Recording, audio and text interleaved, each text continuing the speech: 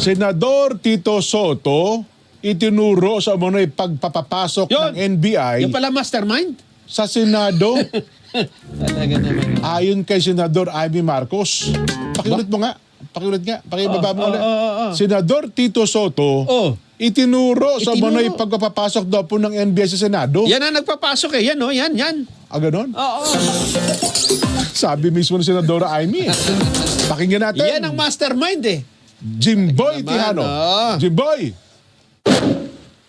Kasunod ng naging tensyon sa pagitan ng mga tauhan ng National Bureau of Investigation o NBI at ni Senador Ronald Bato de la Rosa sa Senado, kinwestiyon ni Senator Amy Marcos ang umano'y pagpasok ng mga NBI agents sa loob ng Senate compound. Pinangalanan ni Senator Amy si dating Senate President Tito Soto na umano'y nagbigay daan sa pagpasok at pananatili ng mga ahente sa Senado kasabay ng balitang may ICC warrant laban kay Bato. Ayon sa Senadora, ikinagulat ng ilang mambabatas ang presensya ng mga armadong NBI agents na umano'y nag-lockdown sa compound at nagsiyasat pa ng mga sasakyan habang hinihintay umano ang planong operasyon laban kay De La Rosa.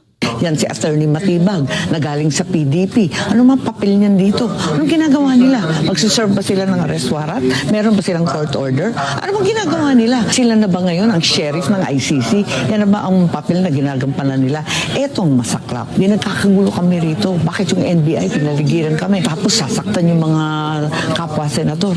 Ang akin ngayon, may nagbabalita dyan sa itaas sa opisina ni Senate President Tito Soto na sila ang nagpakain dyan sa mga NBI. Pinapasok nila, pinakain nila, nagtambay sa opisina ng Senate President mismo kasama ng OSAA o di kaya yung security ng Senado. Kagulo kami sa Senado dahil hindi maintindihan kung bakit pinapasok yung mga NBI. Anong papel nila?